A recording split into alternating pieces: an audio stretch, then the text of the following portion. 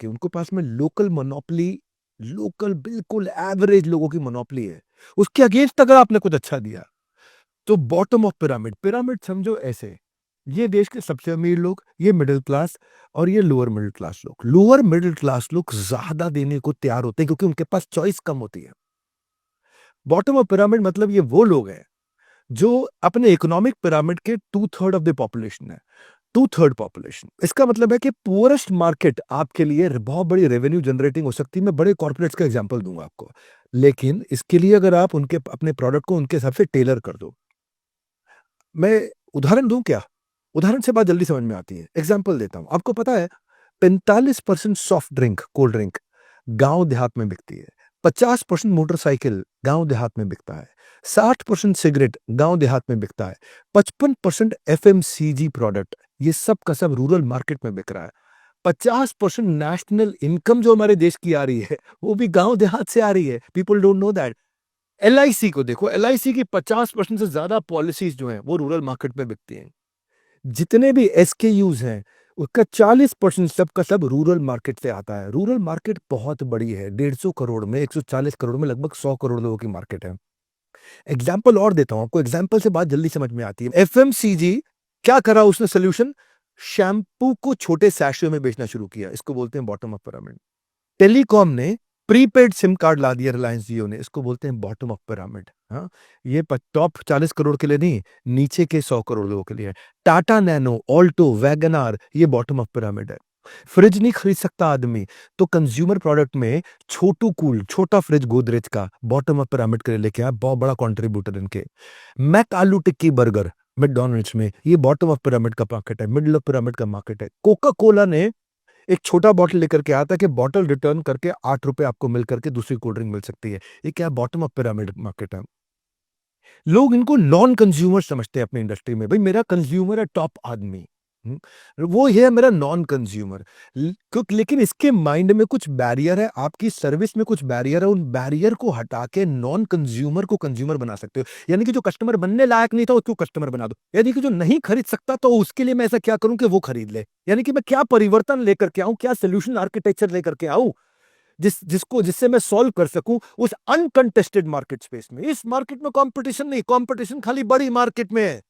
Top of the pyramid में सारा competition है, मिडिल और बॉटम द पिरामिड की तरफ कोई जाना नहीं चाहता है, और वो अनकंटेस्टेड, वहां कोई कॉन्टेस्टेंट है ही नहीं, वहां आपके खिलाफ कोई कंपीट ही नहीं करता है। अब आप पूछोगे करें कैसे? चार चीजें कर सकते हैं। एक, क्या आप उनकी बाइंग पावर को बढ़ा सकते हो? पहली चीज, बाइंग पावर यानी कि खरीदने की क्षमता को बढ़ा सकते हो। कैसे? कुछ ईएमआई के सॉल्यूशंस ला करके, हाँ, कुछ इंटरेस्ट फ्री ईएमआई के सॉल्यूशंस ला करके।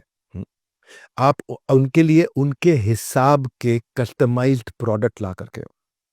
दूसरा, क्या आपका प्रोडक्ट जो है उनके लिए एस्पिरेशन बन रहा है? उनको लगता है यार ये लोकल में ब्रेसलरी पी रहा था, मैं ओरिजिनल बिसलरी पी सकता हूँ क्या? तो आपने उस मार्केट के अंदर कैन्स ला करके ब्रेसलरी की जगह उनको बिसलरी पर शिफ्ट कराया।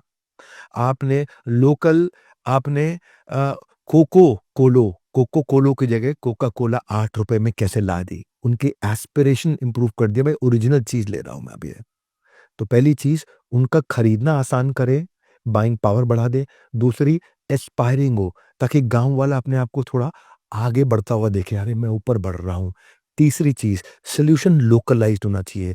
बंगाल में बंगालियों का, गुजरात में गुजरातियों का, महाराष्ट्र में मराठाओं का, द्रविड़ में द्रविडियंस का, पंजाब में पंजाबियों का लोकलाइज्ड सोल्यूशन हो जाए। और चौथी चीज, वहां तक आपका प्रोडक्ट पहुंच सके, एक्सेस हो सके, उनको मिल सके। ये चार चीजों पे सोचना। सवाल दिए, बड़े कमाल के सवाल दिए हैं कि आप कैसे आप एक्सपैंड करोगे। स्ट्रैटेजी याद है ना, शुरू में चैप्टर क्या था? कैसे जाओगे? चार चीजें करके जाओगे। कस्टमर का खरीदना आसान करो, उनकी खरीदते वक्त इज्जत बढ़ा दो, उनको उनके गांव देहात, शहर, मोहल्ले, उनके अपने राज्य के हिसाब का सोल्यूशन दो। और चौथा, वो खरीदना उनके लिए आसान हो जाए, उनको दूर दराज तक ना पहुंचना पड़े। अगर ये आप 4 चीज़ें करते हो, तो क्या है, ऊपर तो है आपका परफेक्ट कस्टमर, नीचे है इम्परफेक्ट कस्टमर। ग्रोथ परफेक्ट में नहीं है, highest headroom of growth non perfect customer में है। बिना एग्जाम्पल के नहीं चलूँगा, आपको एग्जाम्पल देता हूँ। ताज, रैडिसन, नोवोटेल या अच्छे जितने प्रीमियम होटल हैं, वो सब परफेक्ट परफेक्ट कस्टमर अमीर आदमी पे काम कर रहे थे। ओयो ने धर्मशाला वाले को अपना कस्टमर बना दिया। ओयो ने नीचे वाले को जो अपने रिश्तेदार के घर जाकर रुकता था, जो किसी हॉस्टल शेयर्ड जगह पे जाकर रुकता था, उसको अपना कस्टमर बना दिया, नज़दीक लाके उस एक्सपीरियंस को। एयरटेल, वोडाफ़ोन सारे प्रीमियम कस्टमर्स पे काम किया करता था। जियो ने नॉन कंज्यूमर को कंज्यूमर बना दिया गाँव पहुँच के। मेरू कैब, क्विक कैब सब टॉप कस्टमर्स पे काम करते थे। ₹64 किलोमीटर, ₹82 किलोमीटर, ₹100 किलोमीटर। ओला कैब नीचे आया, इसने बस में, ऑटो वाले में, घूमने वाले को अपना कस्टमर बना दिया। आपने क्या किया? बॉटम अप पिरामिड पे काम किया। इसके लिए करना क्या होता है? पहला, क्या प्राइस को अफोर्डेबल कर सकते हो? दूसरा, क्या इनोवेशन माइनर नहीं, हाँ, इंक्रीमेंटल चेंज नहीं, रैडिकल चेंज ला सकते हो इनोवेशन में?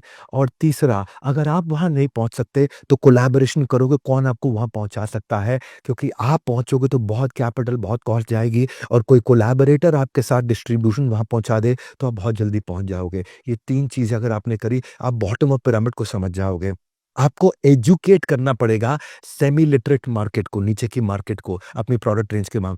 आपने उसको अफोर्डेबल दे दिया, आपने मैन्युफैक्चरिंग की एफिशिएंसी ला दी और वहाँ ट्रांसपोर्ट करके पहुँचा दिया। इसको समराइज़ कैसे करोगे? 3 ए में करोगे।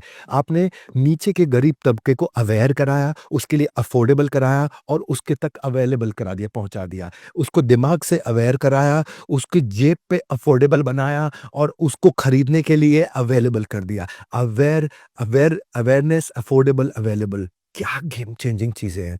इन पे सोचोगे ना, दिमाग के ढक्कन खुल जाएँगे।